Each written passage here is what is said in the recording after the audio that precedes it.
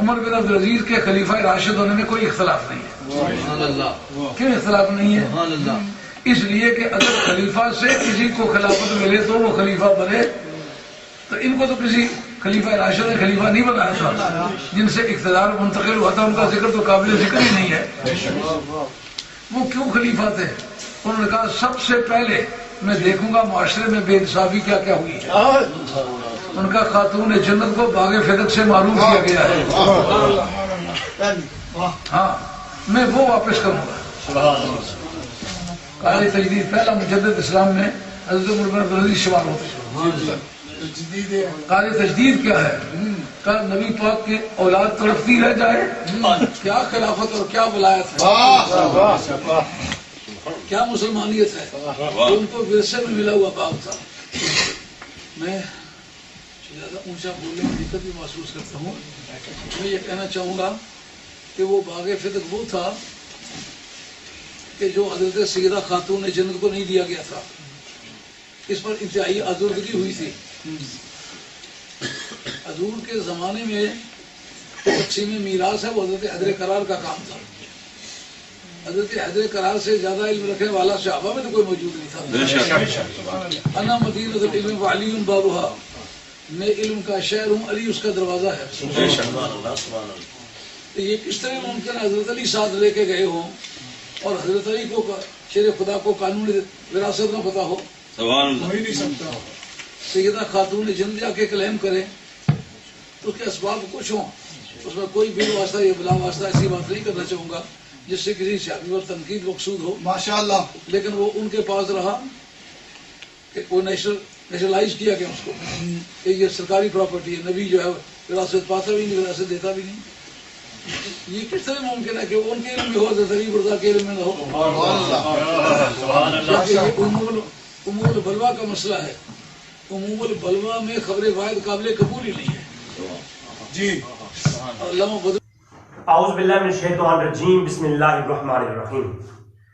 जनाब हजरत अल्लामा अब्दुल कादिर साहब का बयान आप समाअत कर रहे थे, जिसमें आपने ये कहा कि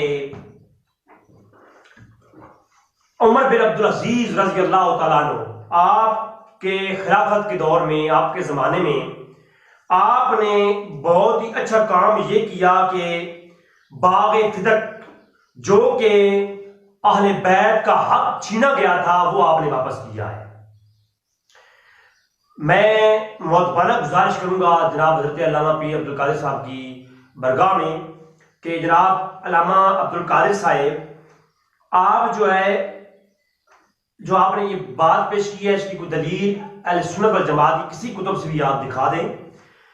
मैं ये कहता हूं कि तारीख इस्लाम में अहले सुन्नत की किसी भी मुस्तनद किताब के अंदर ब्लाटो किसी, मैं एक वाज़िया बिल्कुल खुली बात कर रहा हूं, हमारे उलमा हैं, हमारे सरों के ताज हैं, लेकिन शायद उनसे कता कलामी हो गई है या कोई गलती खता हो गई है उनसे कि उस तरफ उनका तवज्जो नहीं थी, अदम तवज्जो की वजह से शायद आप भूल गए हैं शायद, या आपने ये बात करते हुए कहीं कोई हवाला चेक नहीं किया, कहीं से सुन के कर दी। किसी मुस्तनद किताब के अंदर, आले सुन्नत की किताब के अंदर ये बात मौजूद ही नहीं है कि उमर बिन अब्दुल अजीज ने सारा बाग़े फिदक जो कि आले बैत का हक छीना गया था वापस किया है।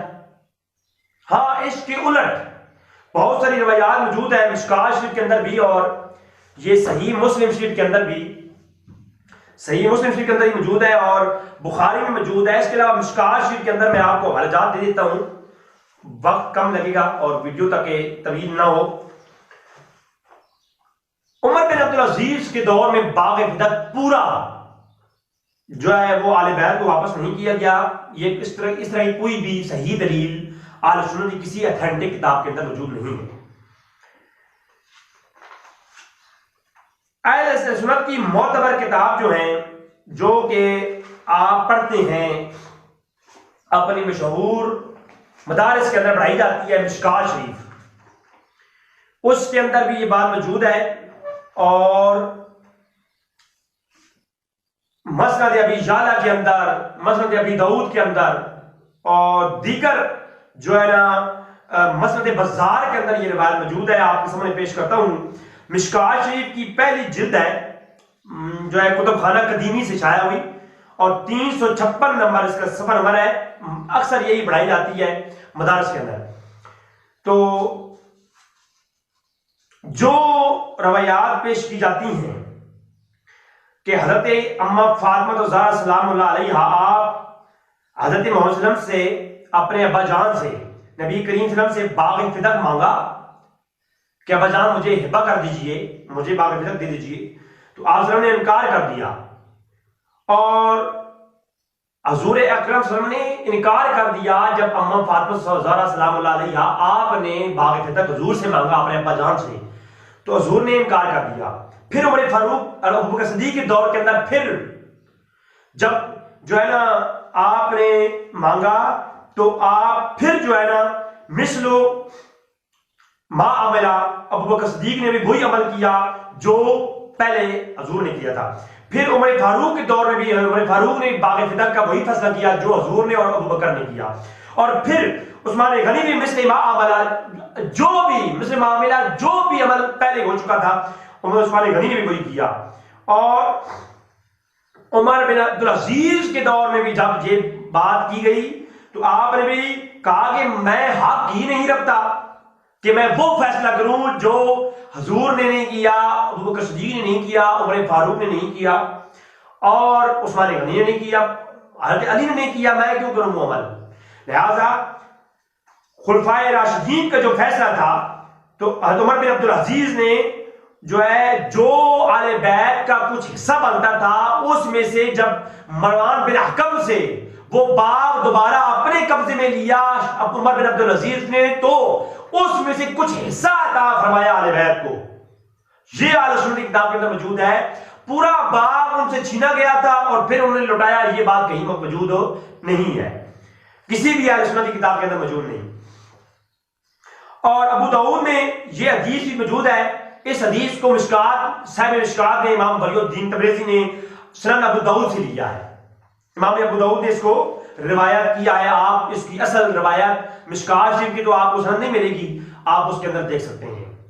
लिहाजा ये अबू दाऊद की रिवायत जो मिशकात शरीफ की मैंने 356 से पढ़ी है, इसके अंदर सब हजूर अकरम सल्लल्लाहु अलैहि वसल्लम से लेकर उमर बिन अब्दुल अजीज तक सिर्फ जब भी इस बाग़ फिदक का फैसला हुआ तो वही फैसला किया जो हजूर अकरम सल्लल्लाहु अलैहि वसल्लम ने अपनी हयात के अंदर किया था। आगे चले तो बाग़ फिदक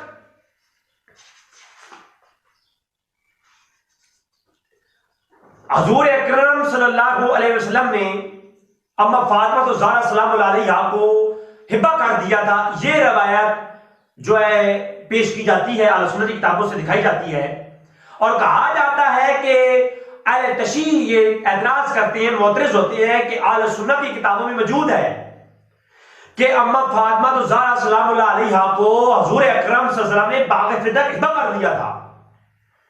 इसकी हकीकत क्या है, सबसे पहले हम देखेंगे सही मुस्लिम शरीफ और बुखारी के अंदर भी ये रिवायत मौजूद है कि सही मुस्लिम के अंदर भी मौजूद, सही बुखारी की जिल्द नंबर 1/336 पर भी मौजूद है कि सदीक अकबर रजी अल्लाह तआला अन्हु के दौर में सैयद फातिमा ज़हरा ने मुतालबा किया। अब मुतालबा करने की शान और तरीक़तकार देखें आप। बाद रवायात में यह कहा गया कि अम्मा फातिमा खुद गई अबू बकर सिद्दीक के बरगाह में, हालांकि वो रवायत मन घड़त और मौजू है। आप बेशक अहले तशय्युअ के उलमा ने और तशय्युअ की अस्मा और रजाल में देखें, आप उनकी कुतब के हवाले से आप उस पर हम इंशाअल्लाह तवील गुफ्तगू करेंगे वक्त के साथ। लेकिन चूंकि आज मेरा मौजू वो नहीं है, मैं सिर्फ ये बताऊंगा कि अम्मा फातिमा ज़हरा सलामुल्लाह अलैहा की शान ये है, आप कभी भी अपने घर से बैर बेपर्दा और इस तरीके से नहीं निकली जिस तरह के अहले तशय्युअ पेश करते हैं। लिहाजा जो रवायत मौजूद है अहले सुन्नत की जो है ऑथेंटिक कुतुब में, मैं वही पेश करूंगा कि अम्मा फातिमा ज़हरा सलामुल्लाह अलैहा ने कैसे मुतालबा किया बाग़ फिदक का, उस पर हम बात करेंगे। तो बुखारी शरीफ की पहले जिल्द 336 पर यह रिवायत मौजूद है। दीगर जगह पे भी बुखारी में यह रिवायत अपने अपने तुरुक से आई है। तो यह रिवायत है कि अबू बकर सिद्दीक़ की बरगाह में अना फातिमा अरसला इलैया अबी बकर, कि अब फातिमा खुद नहीं गई बल्कि अरसला अलैया अबू बकर की तरफ एक किसी को भेजा। अब फातिमा ने किसी को भेजा अबू बकर की बरगाह में। तो अबू बकर में से कहा गया कि बाग फिदक के बारे में जो है फातिमा ज़हरा सलाम अलैहा कह रही हैं कि वो आप हमें दे दें, तो विरासत में दे दें, हमारी विरासत। हक नहीं मांगा बल्कि विरासत की बात की। वैसी जैसे हजूर की बरगाह में फरमाया था कि ऐ हजूर या रसूलुल्लाह अब्बा जान हमें ये बाग फिदक विरासत में दे दें, तो यही विरासत के मुतालिक यहां पर भी कहा गया। तो अबू बकर ने कहा कि मैं वैसे ही फैसला करूंगा इस मामले में जैसा रसूलुल्लाह सल्लल्लाहु अलैहि वसल्लम ने किया था। अबू बकर ने क्या फरमाया? ये नहीं फरमाया मैं ये दूंगा, फरमाया मैं इस पर वही फैसला करूंगा जो अल्लाह के रसूल ने किया है। तो वहां हजरत अली रज़ियल्लाहु ताला अन्हु मौजूद थे। अब ये रिवायत के आखिरी अल्फाज सुने, इसी रिवायत के आखिरी अल्फाज सुने कि अम्मा फातिमा ने बाग फिदक मांगा था।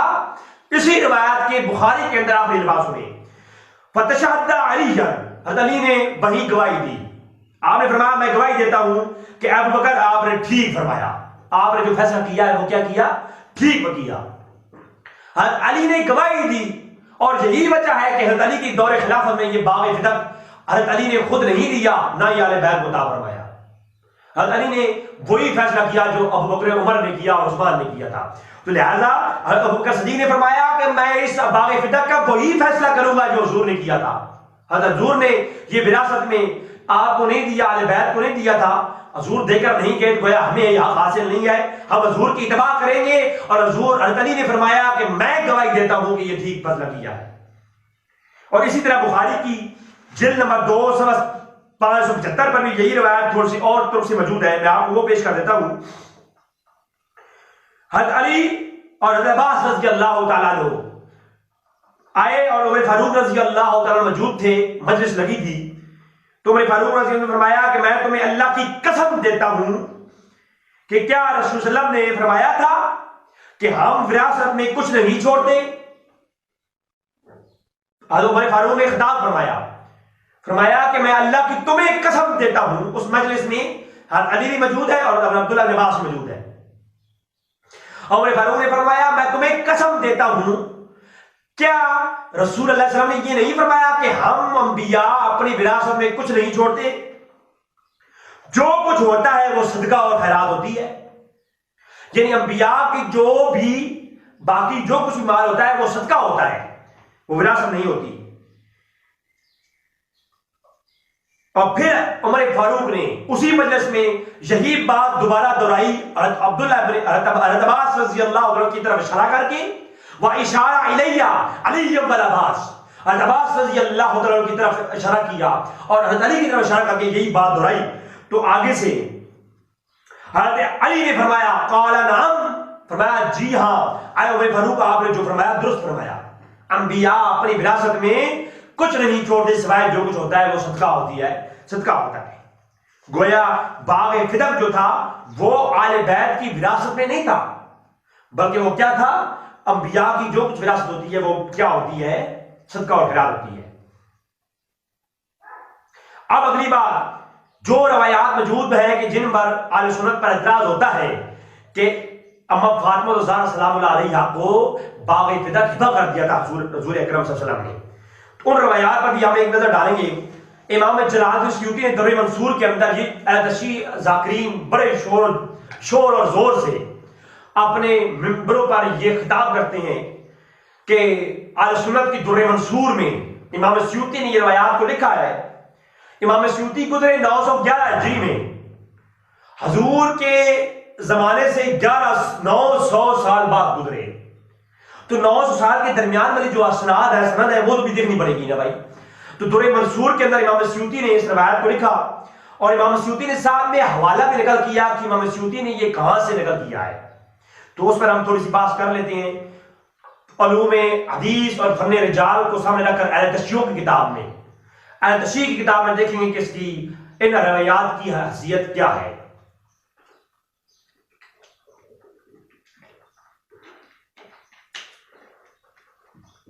तो इमाम सयूती ने दुर्र मंसूर की जिल्द नंबर 5 238 पर इसको लिखा है कि आप फरमाते हैं हमने मसनद बज़ार के अंदर इस ये रवायत मौजूद है। मुख्तलिफ कुतुब हदीस के अंदर भी ये मौजूद है, लेकिन मैं मसनद बज़ार पढ़ूंगा और मसनद अबी जाला पढ़ूंगा जिसमें ये रवायात मौजूद है। ये दुर मंसूर के अंदर जिल्द नंबर 5 सवा 230 पर रवायत मौजूद कि जब ये आयत नाजिल हुई वाती ज़िल कुर्बा हक्का, सूरत असरा की आयत नंबर 26 ये नाजिल हुई, तो इस आयत के नुज़ूल पर हुज़ूर ने बाग़ फ़िदक अम्मा फातिमा को हलफेबा कर दिया था। अम्मा फातिमा को बाग़ फ़िदक दे दिया था हुज़ूर ने जब ये आयत सूरत असरा की आयत नंबर 26 नाजिल हुई। अब ये एतराज होता है और ये रवायत पेश की जाती है। अब अहले तशरीह की अस्मा और रिजाल की कुतुब से देखेंगे कि इसकी हैसियत क्या। ये मेरे सामने है मसनद बज़ार, इसके अंदर रवायत मौजूद है और मसनद अबी जाला की सफ़ा 256 पर हदीस है 1076 मसनद अबी जाला, इसके अंदर ये रवायत मौजूद है। और मसनद अबी जाला में तो ये रवायात मुअद्दद बार कई जगह पर आई हैं। इस रवायत को इमाम अबी जाला ने बार बार लाए हैं और एक ही सनद के साथ। अब सनद देखिए आप, अन अतिया अन अबी सईद काला, आगे सारी वो रिवायत है। तो अन अतिया अन अबी सईद, इस सनद में जो एक रावी है अतिया, अब अतिया कूफी अन अबी सईद से रिवायत करते हैं। अब अबी सईद ये कुनियत है किसकी, इस पर हम बात करते हैं। अब ये अल-तशियों की किताब है मेरे पास, अल-तशियों की मोतबर किताब, अल-तशियों की ये मोतबर किताब है। इसके अंदर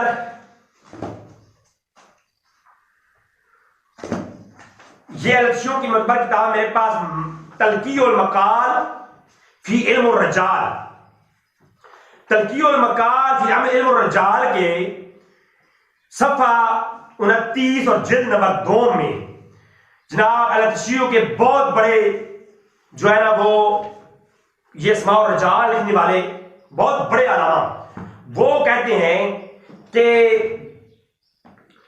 मौजूद है इसमें तलकी उल मकाल फी इल्म उर रजाल, अस्मा और रजाल पे लिखी जाने किताब और अल-तशियों के बहुत बड़ी मोतबर। कहते हैं कि ये अतिया कूफी शिया राफ़ज़ी था। कौन था ये? शिया राफ़ज़ी था, और जो कि अपने उस्ताद मोहम्मद बिन सालिम कल्बी से रिवायत करता है। किससे रिवायत करता है? मोहम्मद बिन सालिम इसका उस्ताद है, उससे रिवायत करता है जिसकी कुनियत है अबू सईद। किससे रिवायत करता है?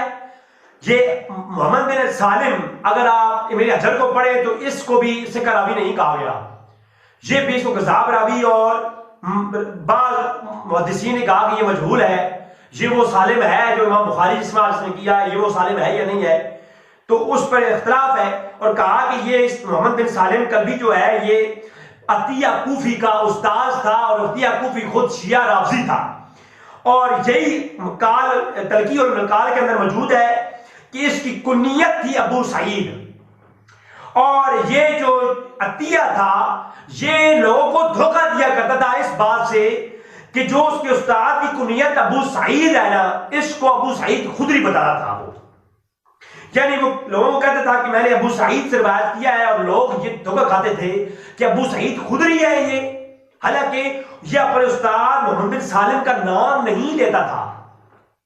क्या वजह है कि नाम नहीं लिया? इसलिए कि मोहम्मद बिन सालिम का नाम लेता तो वाज़ेह हो जाता कि ये उसका उस्ताद है, तो उसने मोहम्मद बिन सालिम की जो कुनियत है अबू सईद उससे रिवायत किया। अपनी सनद में वो कहता कि मैंने रिवायत किया अबू सईद से, तो लोग धोखा खाते और लोगों को धोखा देता था कि मैंने अबू सईद खुदरी से रिवायत किया है, हालांकि अबू सईद खुदरी से इसकी कोई रिवायत भी जो है मौजूद नहीं है।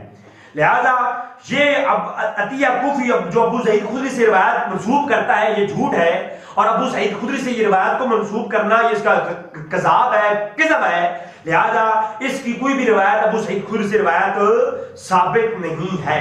लिहाजा इसकी अल-तशियों की किताब से तलकी और मकाल की इल्म और रजाल से वाज़ेह हो गया कि ये बहुत बड़ा झूठा कूफी था, शिया था, जो रिवायतें खड़ा करता था, और उसने अपने उस्ताद मोहम्मद बिन सालिम से ये रिवायत करी है, जिसको अलतशी उठाकर बड़े बड़े स्टेजों पर पेश करते हैं कि हुजूर अकरम सल्लल्लाहु अलैहि वसल्लम ने जो है वो हिबा कर दिया था बाग़ फिदक, हालांकि इसकी कोई भी तसरीह मौजूद नहीं है। इसी तरह जो है मुख्तलिफ कुतब के अंदर ये बात मौजूद है। उम्दतुल कारी शरह बुखारी, इमाम बदरुद्दीन आइनी ने अपनी किताब उम्दतुल कारी के अंदर जो शरह बुखारी है उसकी जिल्द में 15 सफ़ा 28 पर इसी पर बहस की।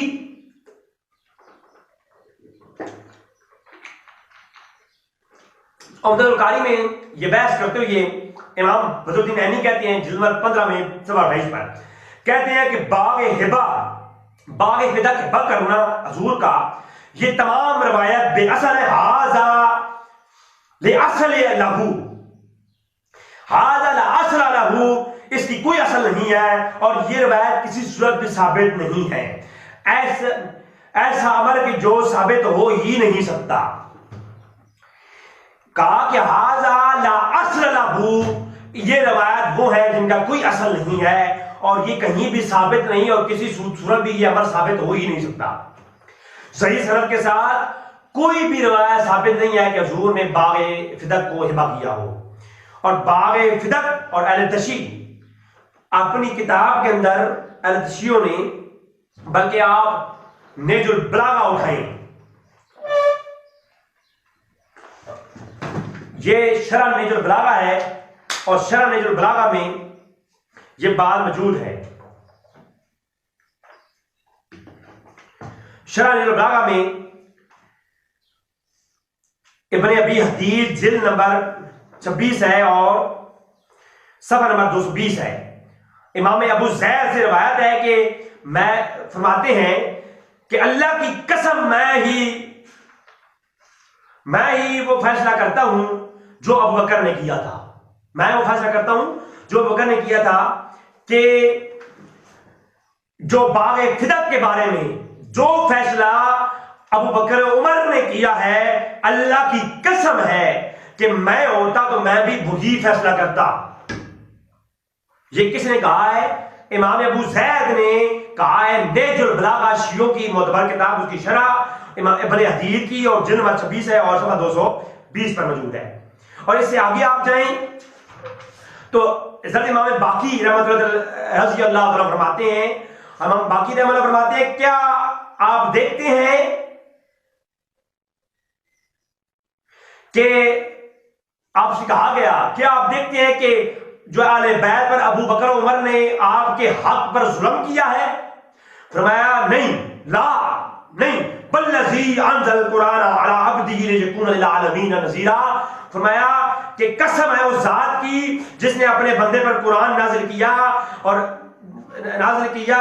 जो डर सुनाने वाला है। फरमाया ऐसा नहीं फरमाया कि उमर फारूक और जो है अबू बकर ने हमारे हक पर कोई जो है ना राई बराबर भी जुल्म नहीं किया। ये इमाम बाकी रहमतुल्लाह अलैह ने भी फरमा दिया कि कसम है उस जात की जिसने अपने बंदे खास पर कुरान नाजिल किया और जहानों में उसे डर सुनाने वाला बनाकर भेजा। फरमाया कसम है कि अबू बकर उमर ने हम आले बैत के हक पर जर्रा बराबर राई बराबर भी कोई जुल्म नहीं किया। इसी के सवा आप 252 पे आ जाएं। सवा 252 पे फरमाया